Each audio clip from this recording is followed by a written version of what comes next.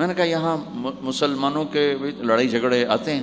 کہا جی ہاں جی آتے ہیں۔ میں نے کہا سب سے زیادہ کیا جھگڑے آتے ہیں؟ کہا جی سب سے زیادہ طلاق کے آتے ہیں، طلاق طلاق طلاق طلاق۔ کہ نہیں سیکھا، زندگی برداشت کا نام ہے، برداشت کرنا سیکھا نہیں۔ میرے نبی نے 11 شادیاں کی، ہر قسم کی عورت کے ساتھ شادی کی، خاندان کے اندر، برادری کے اندر، اور خاندان برادری سے باہر، یہی 3 نسبتیں ہیں۔ اپنے خاندان میں قریش، تو آپ کی کئی بیگمات قریش، حضرت عائشہ، حضرت حفصہ، حضرت زینب، حضرت ام حبیبہ، یہ سب قریش ہیں۔ قریش سے باہر حضرت میمونہ، حضرت جویریہ، یہ قریش سے باہر ہے برادری۔ پھر برادری سے بھی باہر شادی کی، یہود، حضرت صفیہ یہودی کی بیٹی ہیں، ان کے ساتھ شادی کی۔ ہر نسل سے شادی کی، اوپر والے کا نظام ہے۔ اپنے سے مالدار حضرت خدیجہ، اپنے برابر ام سلمہ، ام حبیبہ، اپنے سے کم فخر میں جویریہ، صفیہ، اپنے سے غربت کے ساتھ نہیں۔ عمر سے بڑی کے ساتھ شادی کی حضرت خدیجہ، ہم عمر کے ساتھ شادی کی حضرت سودا، عمر سے کم سے شادی کی حضرت عائشہ، بیوہ سے شادی کی حضرت خدیجہ، مطلقہ سے شادی کی حضرت زینب، کماری سے شادی کی حضرت عائشہ۔ جتنی بھی نسبتیں کسی عورت کی بن سکتی ہیں، ان سب میں اللہ نے آپ کو استعمال کر کے زندگی گزارنے کا طریقہ سکھایا۔ تیز مزاج کے ساتھ شادی کی حضرت حفصہ رضی اللہ تعالیٰ عنہ، مزاج میں تیزی تھی۔ حضرت عمر رضی اللہ تعالیٰ عنہ کی بیٹی، مزاج میں شدت تھی، زندگی گزار کے دکھایا۔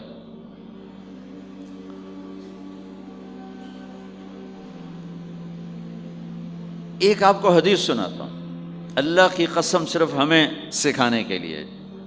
جس ہستی نے اللہ کو آنکھوں سے دیکھ لیا ہو، اس کے لیے عورت کیا چیز ہے، دنیا کیا چیز ہے۔ میرے نبی کا معراج کے بعد دنیا میں واپس آنا سب سے بڑا مجاہدہ اور قربانی ہے۔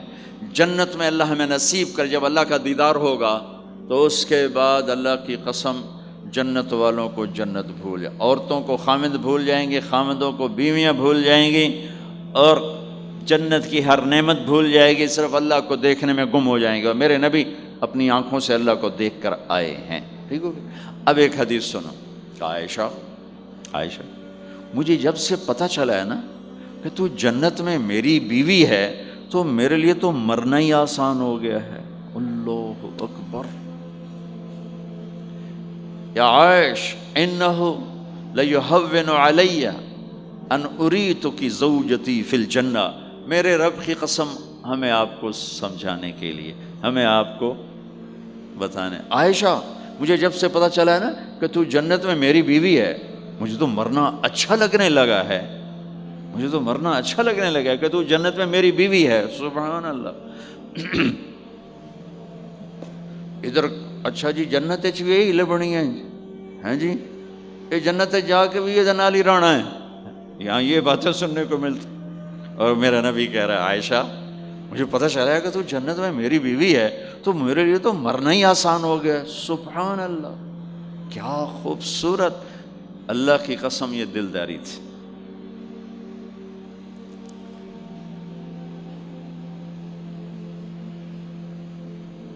سب سے مشکل رشتہ خامند اور بیوی ہے۔ سینکڑوں آیات اس کے لیے اللہ نے اتاری، ماں باپ کے لیے چند آیات، اولاد کے لیے چند آیات، بہن بھائیوں کے لیے چند آیات ہے، خامند اور بیوی کے لیے قرآن پڑھا ہے، پوری سورت اتاری ہے، اور سینکڑوں آیات اتاری۔ چونکہ ایک اس رشتے کی اہمیت، ایک اس کی نزاکت اور کمزوری کہ کوئی رشتہ ٹوٹتا نہیں سوائے خامند اور بیوی کے۔ میں ماں کا بیٹا ہوں، باپ کا بیٹا ہوں، اچھا ہوں یا برا ہوں، انہی کا ہوں۔ میرا نسب میری نافرمانی سے بدل نہیں سکتا۔ میں اللہ بخش کا بیٹا ہوں، میرا یہ نسب بدل نہیں سکتا، اچھا ہوں یا برا ہوں، اللہ ان کی قبر روشن کرے۔ خامند اور بیوی کا رشتہ ایک بول پہ ٹوٹ جاتا ہے، ایک بول پہ ٹوٹ جاتا ہے۔ اس لیے اس کو بچانے کے لیے آیات آیات آیات، اور میرے نبی کی شادیاں کہ کس طرح ایک گھر کو لے کے چلتے ہیں، کس طرح ہر مزاج کی عورت کے ساتھ سلوک کرتے ہیں۔ جہاد کا سفر، کاروباری سفر نہیں، میرے نبی کا. اور چلنے لگے، اعلان ہوا کوچ کرو، سب نے سواریاں کس لیں، سامان کس لیا، یوں چلنے کا حکم ہو رہا ہے. اور حضرت عائشہ رضی اللہ نے اپنا یوں دیکھا، اونٹنی پہ بیٹھ گئی تھیں، ہار کوئی نہیں. یا رسول اللہ میرا تو ہار کوئی نہیں، میرا ہار گم ہو گیا ہے، میرا ہار تلاش کریں، ہم پھر چلیں گے. تو میرے نبی کہتے تو وڈی آئی نواب زادی، میں جہاد تے بہ جانا تینوں ہار دی پائے گی، چل اگو لگ. میرے نبی نے کہا چلو بھائی عائشہ کا ہار تلاش کرو. اللہ کی قسم میں جب یہ واقعات پڑھتا ہوں یا سناتا ہوں میں خود حیرت میں ڈوبا ہوتا ہوں کہ کیا کر دیا میرے نبی نے. جہاد کا سفر، اور میرے نبی کا ہار تلاش کرو بھائی. اب سارے ہار تلاش کر رہے ہیں. کچھ دن چھپ گیا اور ہار کی تلاش تو بند ہو گئی اور سفر بھی بند، چونکہ اندھیرے میں کہاں جائیں گے. اور آپ کے ماتھے پہ شکن، عائشہ تیری وجہ سے ساری مصیبت ہے، اللہ دے بندی تو ہار دے مگر پہ گئی، کیڑی گل ہے ہار دی. ایک لفظ نہیں فرمایا. سارے قافلے نے قیام کیا. عشاء تک تو پانی تھا وضو کا، پانی ختم ہو گیا. عشاء مغرب عشاء پڑی اکٹھی تو پانی ختم ہو گیا. اب پانی ختم ہو گیا تو فجر کی نماز آ رہی ہے، پانی کوئی نہیں ہے. تو سارے صحابہ نے ابو بکر پہ چڑھائی کی. اے ویکھے تیری دھی دے مگر ساڑے نال کی بنی، ہن اسی نماز کیویں پڑھنی ہے، پانی تو ہے نہیں تے وضو کیویں کرنا ہے. اب ابو بکر کو غصہ چڑھا. اس ایک دم، وہ تو باپ تھے، وہ گھس گئے خیمے میں. آگے دیکھا تو اللہ کے نبی اماں عائشہ کی گود میں سر رکھ کے سوئے ہوئے تھے، اور اماں جی ایسے بیٹھی تھی، آپ کو سارا دیکھ رہی ہوں. اب بولیں تو خطرہ ہے آنکھ کھل جائے گی، اور غصہ بھی چڑھا ہوا ہے، باپ بھی ہیں، تو اب مجھے دیکھو کیا کر رہے تھے.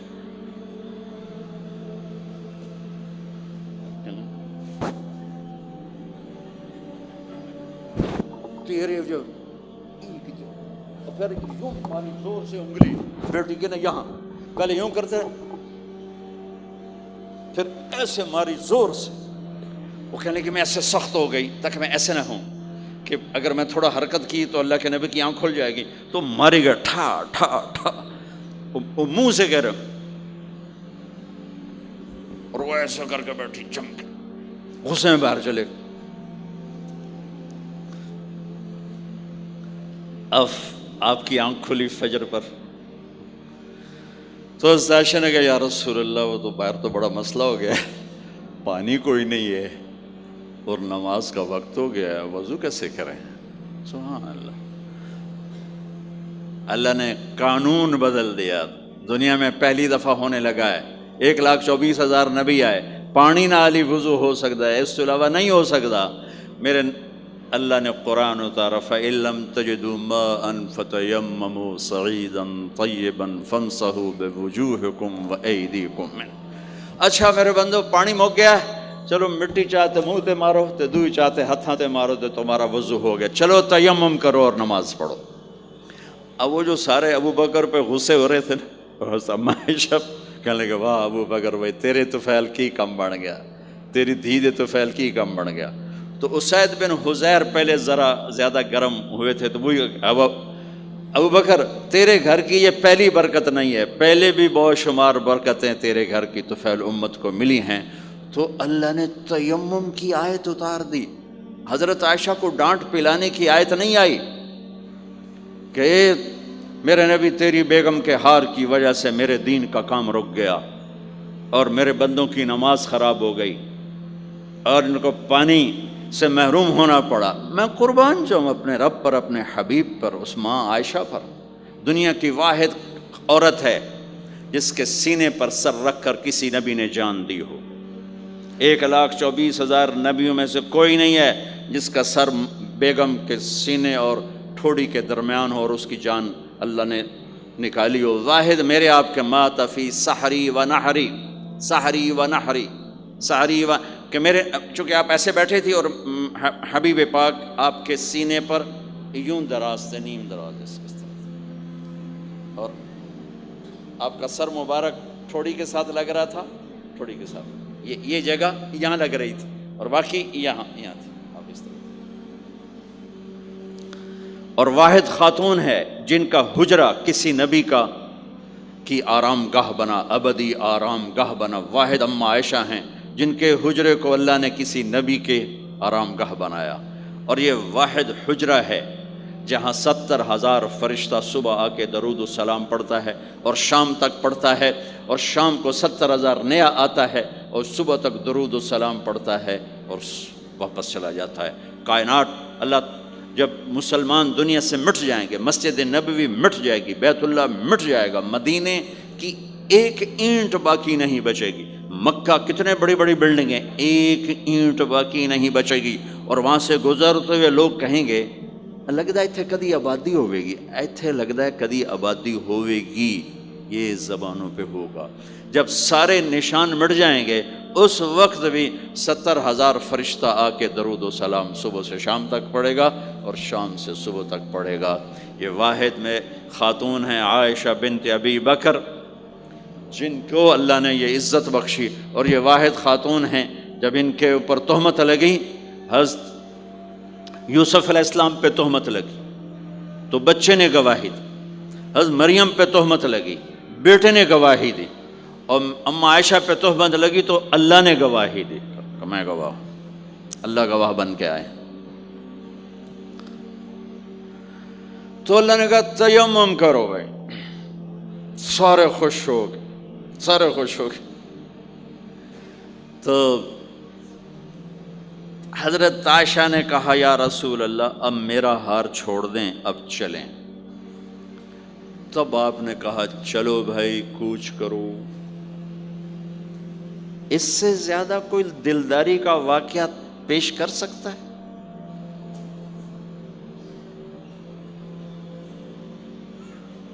سبحان اللہ۔ اور جب اونٹنی کو اٹھایا گیا، وہ ہار کا دھاگا ٹوٹا اور پھسل کے اونٹنی کے نیچے چلا گیا، وہ سارے کھبے سجے ویندے رہ گئے، ہار نیچے پڑا تھا۔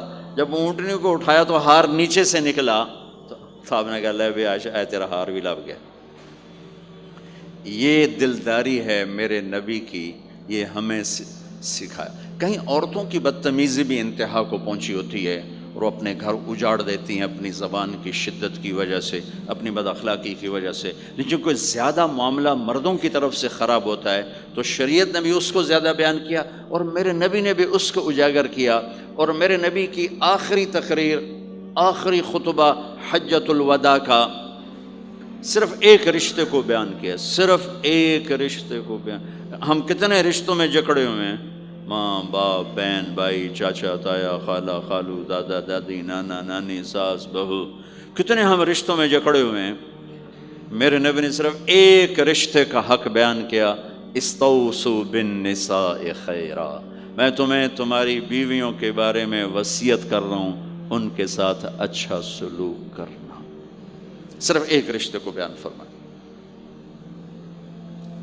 چونکہ یہ بنیادی رشتہ ہے، یہاں سے خاندان بنتا ہے۔ جب یہ ٹوٹ جاتا ہے اور ہمارا جوائنٹ فیملی سسٹم ہے تو کہیں ساس توڑ رہی ہے، کہیں سسر توڑ رہا ہے، کہیں نندیں توڑ رہی ہیں، کہیں خود خامد اپنی بے وقوفی کی وجہ سے توڑ رہا ہے، کہیں بیوی اپنی حماقت کی وجہ سے اس رشتے کو توڑ رہی ہے۔ ایک عورت آئی، ایک لڑکی آئی، یا رسول اللہ میری شادی ہونے لگی، میرے خامد کا کیا حق ہے میرے اوپر؟ دونوں طرف کی میرے نبی نے زندگی سکھائی۔ میرے نبی نے فرمایا تیرے خامد کے جسم پہ پھوڑے نکل آئیں، پھوڑوں میں گندا پانی جمع ہو جائے، پیپ جمع ہو جائے، اور تو زبان سے چاٹ چاٹ کے اس کے زخموں کو دھوئے، تو بھی تو نے اپنے خامد کا حق ادا نہیں کیا ہے۔ دوسرا، لائف کو بیلنس کیا میرے نبی نے کہ ایک گھر کیسے چلتا ہے اور کس طرح خوبصورت بنتا ہے، وہ میرے نبی کے اخلاق ہیں۔ آپ سب سے ایک بات کرتا ہوں، برداشت کرنا سیکھ لیں، زندگی خوبصورت ہو جائے۔ صرف سارے اخلاق کو میں جمع کروں ایک لفظ میں، برداشت، اور اس کو شریعت میں صبر۔ صبر کرنا سیکھ لیں، زندگی خوبصورت ہو جائے گی۔ بچیاں ساس کی شکایت کر رہی ہوتی ہیں، کبھی خامند کی شکایت کر رہی ہوتی ہیں، کبھی اولاد ماں باپ کی شکایت کر رہی ہوتی ہے، کبھی اولاد ماں باپ کی شکایت کر رہے ہوتے ہیں۔ شکایتوں سے جہان بھرا پڑا ہے۔ آپ شکایتوں کو دفن کر کے ہونٹ سی لیں، صبر، آہ نہ کر لبوں کو سی، عشق ہے دل لگی نہیں، سینے پہ تیر کھائے جا، آگے قدم بڑھائے جا، یعنی زبان حال سے کہہ دے کہ ہاں ستائے جا، جو ستاتا ہے چپ ہو جاؤ، جو ستاتا ہے چپ ہو جاؤ۔ اللہ کی قسم آپ ایسی طاقت بنو گے کہ پہاڑ بھی راستہ دیں گے۔ صبر انسان کی سب سے بڑی طاقت، صبر انسان کی سب سے بڑی طاقت ہے، صبر انسان کی سب سے بڑی طاقت، الٹا کے رکھ دیتی ہے چیزوں کو۔ چپ رہنا سیکھ، خاموش رہنا سیکھ، درگزر کرنا سیکھ، تو آپ دیکھیں گے آپ کی زندگی میں کتنا حسن آتا ہے، کتنی زندگی میں مٹھاس پیدا ہوتی ہے۔ غصہ نکال دینا وقتی ایک راحت ہوتی ہے، اور پھر شرمندگی اور ندامت کے سوا کچھ نہیں ہوتا۔ اور پی جانا، سہ جانا، یہ آپ کو ایک عظیم و شان ہستی بنا دے گا۔ آپ کی دعائیں عرش سے جا ٹکرائیں گی۔ چپ رہنا ان بچوں کو سکھائیں، خاص طور پر اپنی بیٹیوں کو چپ رہنا سکھائیں کہ میں دکھ سے کہتا ہوں میرے دیس کا سسرالی معاشرہ ظالم ہے، ظالم ہے، ظالم ہے۔ اس میں نہ کوئی نمازی کی قید ہے، نہ بے نمازی کی، نہ دیندار کی، نہ بے دین کی، نہ کسی پردے والے گھر کی، نہ بے پرد گھر کی۔ سسرالی معاشرہ بہت ظالم ہے، بہت ظالم۔ جوائنٹ فیملی سسٹم عذاب بن چکا ہے، عذاب۔ پہلے ایک رحمت تھی یہ کہ سب کو اپنے حقوق حدود کا پتہ تھا، اب کسی کی زندگی میں دخل دینا یہ ہمارے اخلاق بن چکے ہیں، تو ہم اپنی زندگیوں کو خراب کر چکے ہیں، برباد کر چکے ہیں۔ پھر اولاد کے ساتھ کیا کرنا ہے؟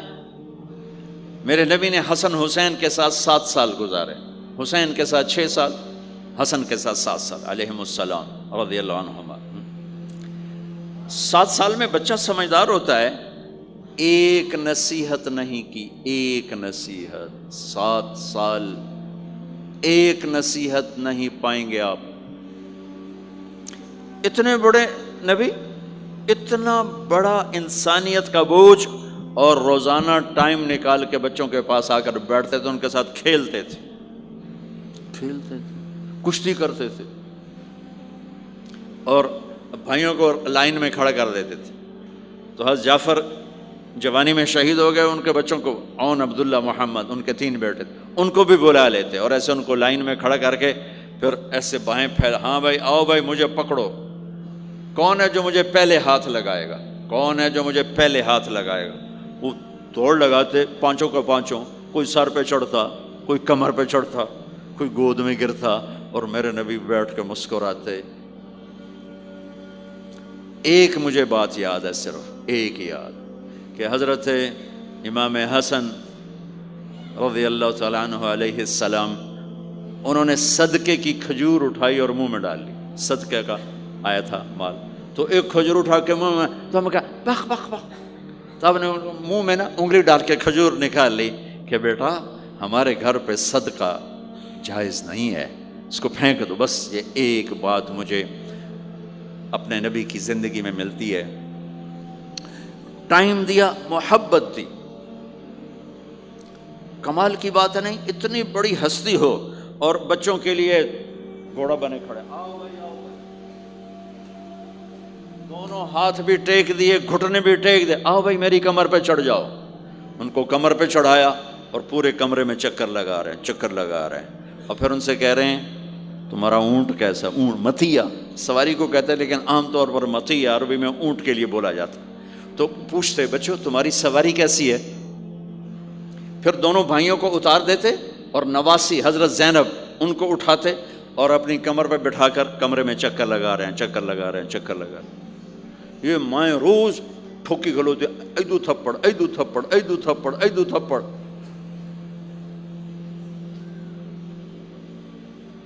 ساری مائیں سکول ماسٹر بنی ہوئی ہیں، بس ٹھوکی جاؤ، ڈنڈے ماری جاؤ، بس ایسی بے وقوف ہیں کہ جتنی محنت یہ کھانے پر کرتے، اپنے کپڑے کو سجانے پر کرتے، اس کا 100واں حصہ بچوں پہ کریں، ان کے بچے جنید بغدادی بن جائیں۔